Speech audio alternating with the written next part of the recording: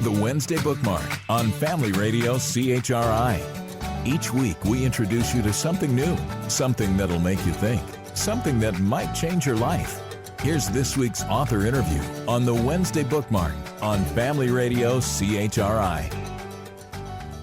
Nahomie Acelin is an Ottawa author and a mom. Her family has been impacted by sickle cell anemia, and she decided to write a superhero comic book designed to raise awareness of the disease and inspire families with children battling disease as well.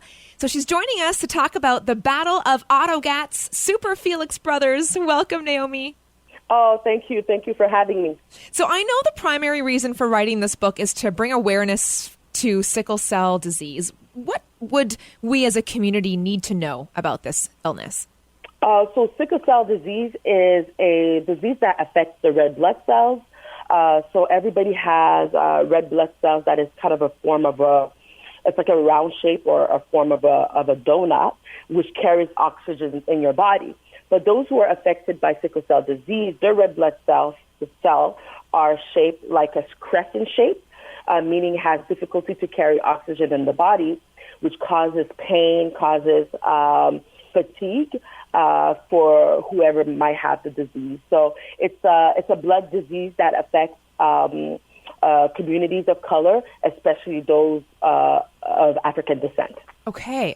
So, and I know you actually educate in the book as well as inspire and empower, and we'll get to that in a minute. But I want to know how your family has been impacted and really what led you to write this book.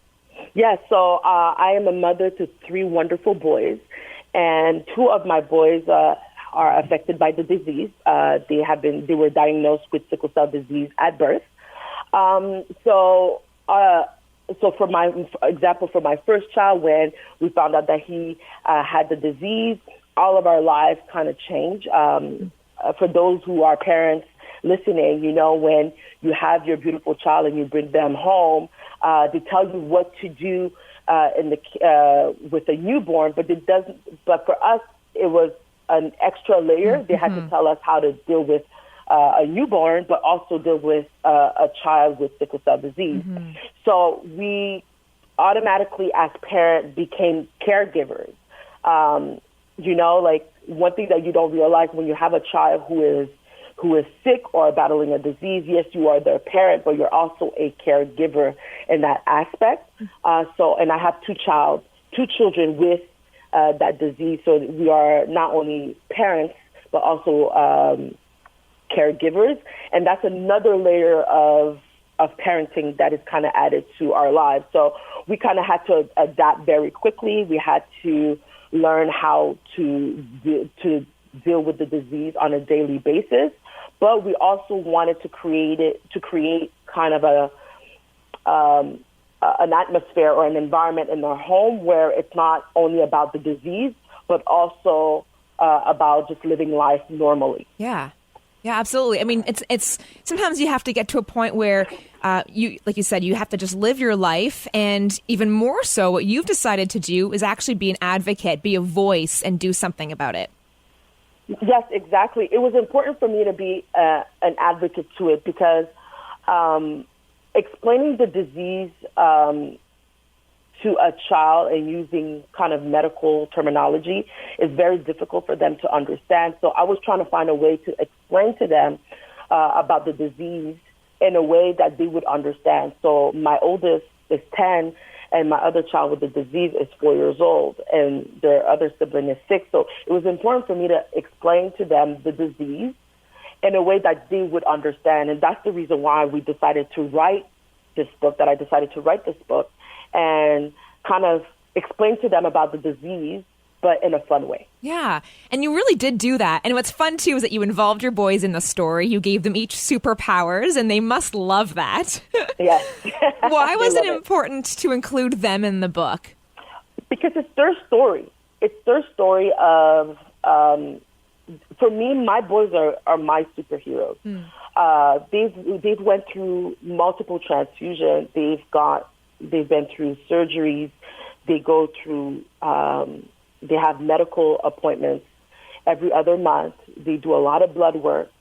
And they went through all of this with a smile on their face. They went through all of this with still having the joie de vivre, Yeah. you know? Yeah. So every time I look at my children, I'm always telling them, you guys are my superheroes. You guys are my superheroes. So when I decided to write a book, I wanted to write about them, their story, the fact that they're courageous and that they love life, and really write the book through their innocent eyes. Yeah, it's so good. Well, you already mentioned that the disease does affect people of color, but it's also a perfect time in our history to release more content, more books for young kids that feature some Black superheroes. So I want to know from you, Nahomie, how do you hope this story will inspire readers and inspire your own boys? Yeah. So again, because we were reading, I wrote the book according to our experience, the kids' experience, having three young boys as the main characters on the book. It was already kind of historical, and we go to the library a lot of time before COVID. Yeah. And it was hard to find superheroes or books that represented them. And Marvel has great superheroes. We have the Black Panther, but yes, Black Panther is about a Black character, but it's not really talking about.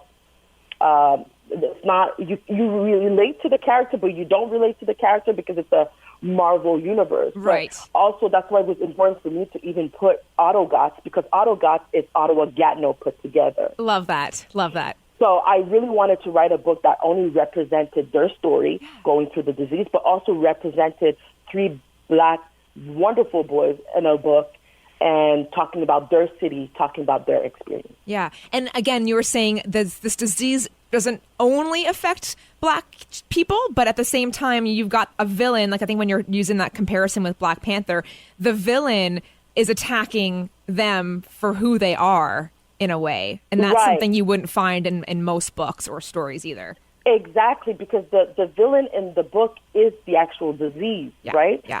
And it's the way that they fight the disease is through a blood transfusion, but I called it hemoglobin, right? So it's like if they're pushing a button on their chest and it's giving them power. So I kind of put some of their treatments in the book, but making it as make it more fun for them to kind of understand. And also, it's so funny because I released the book throughout the whole pandemic, and the villain is a bacteria, which is close to a virus. So everything kind of fell into place. Yeah, no, absolutely. It is a perfect book for this time, and obviously a perfect book as a tool for your family and at the age that your boys are at. So really awesome. And is there going to be more in this series? Yes, definitely. Right now we're in the process of writing our second book. So basically it's going to be a continuation of that story, more in depth. So we're really excited about that. And also I think we want to make sure that the Super FELIX Brothers story becomes something that will grow with our audience. Nice. Yeah. Grow with the boys, grow with the audience too. So good. Exactly. Awesome. Well, I know it's also illustrated by a local artist, Henry Bowie, and Nahomie is bilingual, so the book is also available in French. It's called The Battle of Ottogatz, Super FELIX Brothers, local author Nahomie Acelin. Thank you so much, Nahomie. Congratulations on the new project. Thank you so much, and thank you for allowing me to share my story. The Wednesday Bookmark on Family Radio CHRI. To find out more about this week's bookmark, or hear the author interview again, or to discover previous books highlighted on the Wednesday Bookmark, go to chri.ca.